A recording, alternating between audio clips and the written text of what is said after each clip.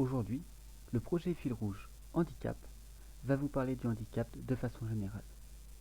Il faut savoir qu'en France, 12 millions de Français sont touchés par une situation de handicap, ce qui correspond à une personne sur 5. Mais quand on parle handicap, quand on parle handicap, on voit la personne en fauteuil roulant.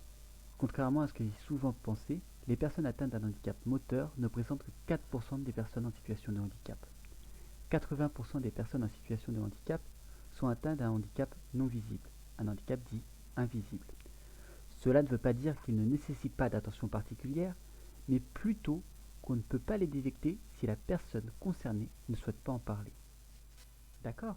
Mais quelles sont les grandes catégories de handicap ? Alors, pour commencer, nous avons le handicap moteur, avec les personnes en fauteuil roulant ou à mobilité réduite. Le handicap sensoriel, avec les déficiences visuelles ou auditives. Le handicap psychique, avec les pathologies perturbant la personnalité. Le handicap mental, avec les déficiences intellectuelles et les maladies invalidantes, style diabète. Mais les personnes en situation de handicap, comment sont-elles prises en compte au sein de la loi ? Il y a eu de nombreux articles de loi qui ont permis aux personnes en situation de handicap de se fondre dans la société et d'avoir accès aux mêmes droits que tout le monde. Cela passe notamment par la création des maisons départementales des personnes handicapées. Ces maisons départementales, MDPH, ont différentes missions d'informer, d'accompagner les personnes en situation de handicap, de les aider dans les démarches de droits ou prestations, ainsi que d'accorder ces demandes de droits et de prestations. Avec des lettres d'experts, ils font des systèmes de conciliation pour aider les personnes en situation de handicap et ont des missions de coordination pour tous les dispositifs sanitaires et médico-sociaux afin de faciliter les démarches. Mais les lois ne s'arrêtent pas là, elles vont plus loin, notamment avec l'accessibilité dans les lieux publics pour l'ensemble des personnes en situation de handicap, la scolarisation des enfants dans l'école proche de chez eux et dans une école dite normale, ou l'aide à l'emploi avec l'aménagement des postes. Ces lois sont bien, mais sont-elles réellement efficaces ? Prenons le cas des enfants en situation de handicap qui ont le droit d'être scolarisés dans l'école proche de chez eux. On estime à 350 000 le nombre d'enfants en situation de handicap.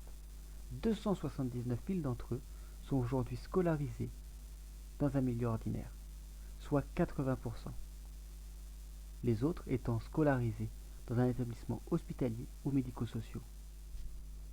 Pour les enfants, cette loi semble être une réussite. Cependant, dans le milieu du travail, les résultats sont tout autres. En effet, 2,7 millions de personnes en âge de travailler sont en situation de handicap. Cependant, seulement 933 000 d'entre eux occupent un emploi. Cela veut dire que 65%, c'est le taux de chômage pour les personnes en situation de handicap. Pourtant, la loi agit pour éviter cette situation. Toutes les entreprises de plus de 20 salariés doivent embaucher 6% de leur effectif en situation de handicap. Accueillir un collaborateur en situation de handicap peut sembler compliqué. Dans les faits, il s'agit souvent d'ouvrir le dialogue, d'informer et de sensibiliser. L'objectif est de mettre en place les aménagements les plus appropriés pour que seules les compétences soient visibles.